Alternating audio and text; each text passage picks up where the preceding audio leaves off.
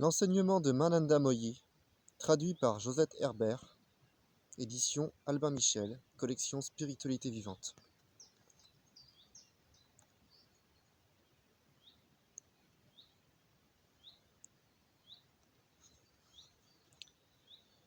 Page 72. On demande à Ma. Certaines fois, nous avons l'impression que les objets existent réellement, et d'autres fois qu'ils ne sont que des idées. Pourquoi une seule et même chose peut-elle paraître si différente en différentes occasions? Ma répond. Parce que vous êtes dans les griffes du temps. Vous n'avez pas encore atteint le stade où tout est perçu comme le moi, n'est-ce pas? C'est là que se trouve la solution de tout le problème. Ressentir ce que vous avez ressenti est excellent, car cela fait partie de la quête suprême, rien n'est jamais perdu. Ce que vous avez éprouvé, même l'espace d'une seconde, portera ses fruits à un moment ou à un autre. Ainsi vous prendrez brusquement conscience de ce que sont l'eau, l'air, le ciel, etc. Et par conséquent, de ce qu'est la création, la connaissance vous viendra de ce qu'est le caractère réel de chaque élément, tattva, tout comme des bourgeons éclatent. Fleurs et fruits apparaissent uniquement parce qu'en puissance l'arbre les contenait. Vous devez donc tendre à réaliser l'élément unique suprême qui jettera la lumière sur tous les éléments. Vous posez des questions sur les objets d'essence. Un objet d'essence, Vishaya, c'est ce qui contient un poison et 1000 dangers et qui entraîne l'homme vers la mort. Mais être libéré du monde des objets d'essence, Nirvishaya, être là où ne subsiste aucune trace de poison, c'est l'immortalité. On demande à Ma. Pourtant il subsiste quelque chose des souffrances brûlantes de Vajragya. Ma répond. Qu'est-ce qui produit la sensation de brûlure? Une plaie. Et l'inflammation provient de cette plaie. Sans plaie, pas de douleur. Là réside l'erreur car tant que la réalité n'est pas révélée, la plaie persiste. Si l'inflammation apporte un moyen de guérison, elle est évidemment bénéfique. Le malade qui est inconscient ne perçoit plus sa souffrance.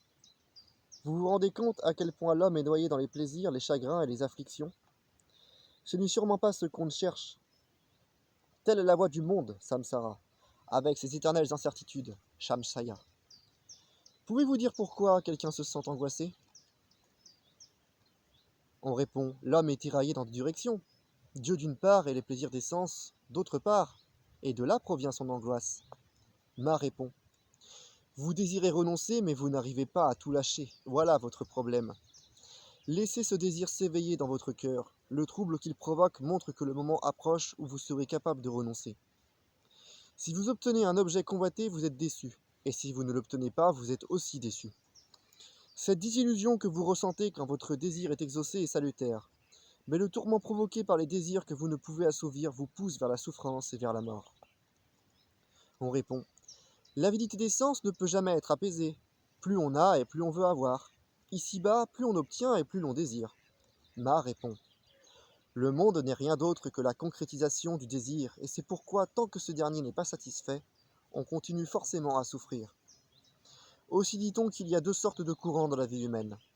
Le premier appartient au monde où une insatisfaction succède à une autre, le second à notre être vrai. Le premier se caractérise par son incapacité à satisfaire un désir, bien au contraire, le besoin est perpétuellement stimulé à nouveau. Tandis qu'en pénétrant dans le second, l'homme s'établit dans sa vraie nature et mène à chef la lutte qui en est l'expression. S'il s'efforce de se réaliser en s'engageant dans ce courant, il parviendra donc finalement à l'équilibre parfait de son être vrai. On répond, et l'angoisse de n'avoir pas trouvé, l'angoisse que provoque l'absence de Dieu? Je ne désire pas les plaisirs des sens, mais ils viennent à moi, et je suis contraint d'en faire l'expérience. Ma répond, oui, mais l'angoisse de n'avoir pas trouvé Dieu est salutaire. Ce que vous avez mangé vous laisse un arrière-goût. Vous portez des bijoux parce que vous le désirez, mais vous devez en supporter le poids. Et pourtant vous serez déchargé de ce fardeau, car il ne peut pas subsister, n'est-ce pas? On répond, existe-t-il des cas où un illuminé est dans l'ignorance? Ma répond, vous qualifiez une personne d'illuminée et en même temps vous dites qu'elle est sujette à l'ignorance? C'est absolument impossible. Il existe toutefois un état de réalisation qui n'est pas contenu et où on peut s'appliquer ce dont vous parlez, mais ce n'est jamais le cas dans une réalisation définitive. De quelque façon que vous représentiez un illuminé, il reste ce qu'il est. Comment pourrait-il subsister une possibilité d'ignorance dans ce que l'on nomme la connaissance suprême? Lorsque vous dites ignorance en parlant d'un être illuminé, c'est que vous prenez la connaissance suprême pour de l'ignorance. Vous parlez aussi de montée et de descente. De même qu'il n'est pas question de corps pour le libérer, il ne peut s'agir pour lui de montée et de descente. Pourtant, il est un état d'accomplissement où montée et descente existent réellement et véritablement.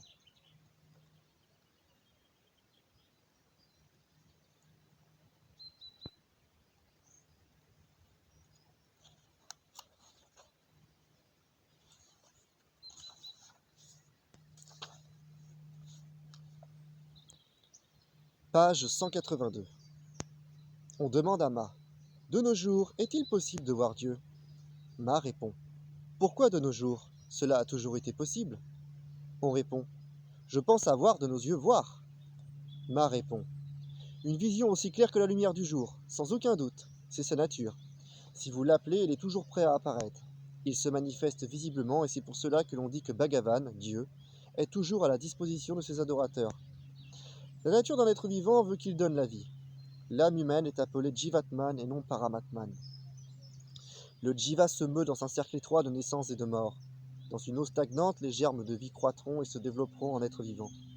Filtrez l'eau, elle deviendra pure. À l'origine, était l'eau pure, et elle redevient pure. Ainsi, le Jivatman est en réalité le Paramatman.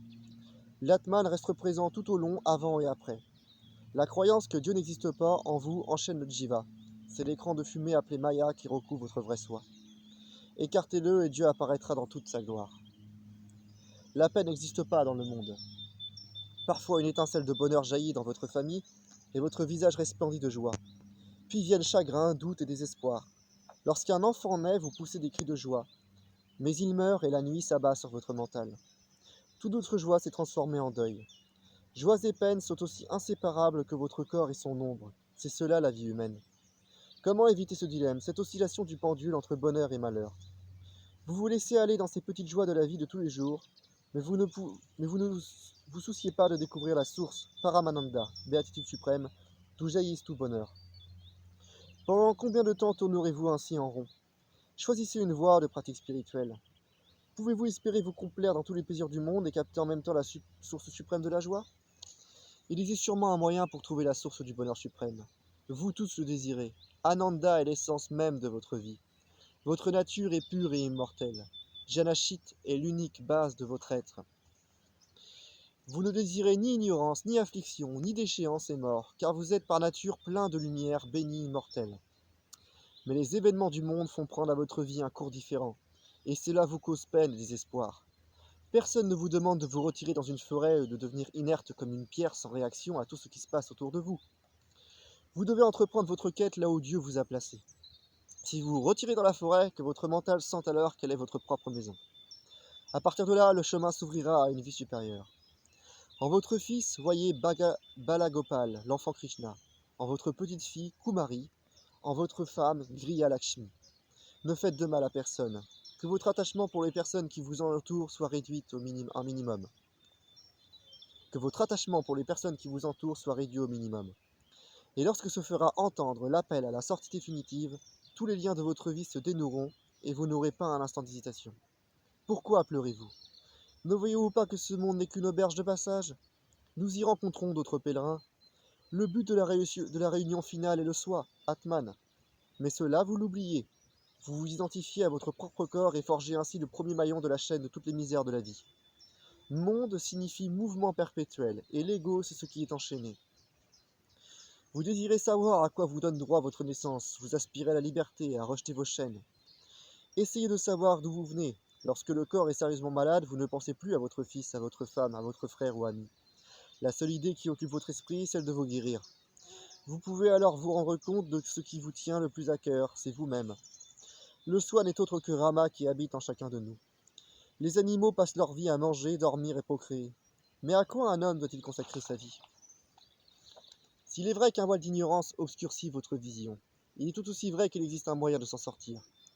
Saignez-vous les reins et dites « Je dois m'employer de mon mieux à m'en sortir ». Cette volonté d'être libre est votre bouée de sauvetage. Dieu existe, il faut que je le trouve, doit devenir le leitmotiv de votre vie. Veillez à ne pas gaspiller un seul souffle de vie à la recherche de ce qu'apporte le monde. Haribhajam, l'adoration à Dieu, constitue un des chemins qui devrait vous conduire à lui. Ce qui n'exclut aucune autre voie. Vous pouvez aller à la gare depuis toutes les maisons de la ville. Ce qui importe, c'est de se fixer un chemin et de le suivre. Que la vérité soit votre refuge, car Dieu est vérité. Attachez-vous à la vérité dans tous les détails de votre vie, et Dieu se révélera. Il est vérité, connaissance, beauté. Vous avez un si beau corps. Dieu interdit qu'un trésor si précieux soit gâché par le poison qu'apportent les jouissances de ce monde.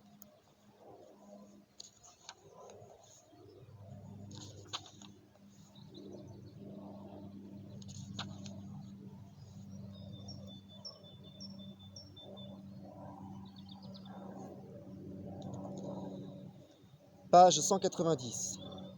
On demande à Ma. Depuis 30 ans, je fais du satsang, et pourtant mon esprit n'a pas trouvé la paix. Tel un bœuf qui tourne la roue d'un moulin à huile, je me tourne et me retourne. Comment puis-je trouver la paix? Ma répond. Oui, vous avez fait du satsang, mais vous n'avez pas réfléchi à ce qui vous a été dit. Vous avez écouté des paroles de sagesse, mais vous n'avez pas agi selon les directives du sage. Vous n'avez pas réfléchi profondément, votre contemplation n'a pas été conforme aux conseils que vous avez reçus. Comment pouvez-vous alors obtenir la grâce du gourou? On demande à Ma. Pourquoi le sage ne partage-t-il pas avec moi ce qu'il a gagné? Ma répond. Ainsi vous désirez récolter les fruits du travail d'un autre? Aussi longtemps que vous ne méditerez et n'agirez pas comme il vous a été dit, le chemin ne s'ouvrira pas. Si vous pratiquez une sadhana correspondant à votre tempérament et à vos capacités, votre pouvoir intérieur se développera et augmentera. Dieu est la vie de la vie, le soi. Il n'existe qu'une vie, qu'un soi. Pour le réaliser et le connaître, vous devez recourir aux exercices spirituels qui vous attirent du plus profond de vous-même. Qu'avez-vous fait pour le trouver? Quelle somme de travail et les fins humaines ne faites-vous pas? Que de mal ne vous donnez-vous pas? Et pourtant, ne vous inquiétez guère d'avoir oublié votre vraie nature, qui est l'Atman, et d'avoir oublié que vous êtes vous-même la paix? Avez-vous fait un effort soutenu pour le comprendre? Commencez immédiatement quelques exercices spirituels afin d'atteindre cette révélation. Dieu vous a donné une telle capacité de travail. Consacrez-lui au moins un peu plus de temps, et tout le travail que vous effectuez dans le monde, déposez-le en offrande à ses pieds. Considérez-vous comme le gérant et non pas comme le patron, et servez le Seigneur dans chaque être humain. Chez vous se trouvent les déesses Lakshmi, Kumari et Devi, et aussi Bala Gopal. Servez-les, ne les négligez pas et vous serez en paix. Dès que vous avez un instant, matin ou soir, asseyez-vous dans la solitude de votre oratoire et contemplez la forme divine de Dieu. Méditez sur lui, adorez-le. Commencez dès aujourd'hui, ne perdez plus une seule de ces précieuses minutes. On demande à Ma. La sadhana que je pratique m'apportera-t-elle la vision de Dieu? Ma répond. Il ne rejette ni ne refuse rien. Il acceptera tout ce que vous pourrez lui offrir, quelle que soit la voie que vous prenez pour vous approcher de lui. Il viendra à vous. Toutes les sadhanas sont autant de chemins qui vous préparent à la réalisation de Dieu. On demande à Ma. L'homme est conditionné par son prarabdha karma. Alors, où intervient le libre arbitre? Ma répond. Vous devez utiliser votre libre arbitre pour trouver le suprême. La pratique kriya, choisie pour avancer vers lui, le purushottama, et cela même qui est appelé le purushkara, libre arbitre ou pouvoir de décider par soi-même. La grâce de Dieu peut modifier même notre destin.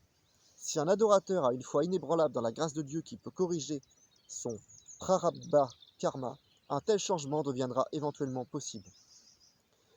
Il existe certainement des lois dans la création de Dieu, mais pour lui rien n'est impossible. Si vous pensez que la grâce de Dieu est régie par le destin, ainsi en est-il pour vous. Si au contraire vous pensez fermement que Dieu est plus puissant que le destin, alors il peut faire n'importe quoi pour vous. Dieu pourvoit aux besoins, aussi bien matériels que spirituels, de ses adorateurs.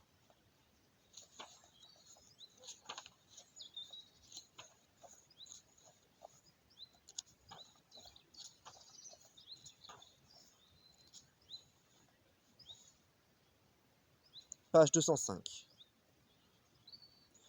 1. On obtient la pureté du cœur et du mental par la concentration sur une pensée unique selon ses dispositions particulières. 2. Au fur et à mesure que l'homme progresse, toutes ses idées et ambitions dispersées s'ordonnent vers ce but unique. 3. Puisque lorsque différents courants de pensée coulent dans le même canal, l'adorateur semble devenir immobile et inerte. 4. Enfin, il trouve le repos dans l'être universel unique et il est tapé dans l'existence une.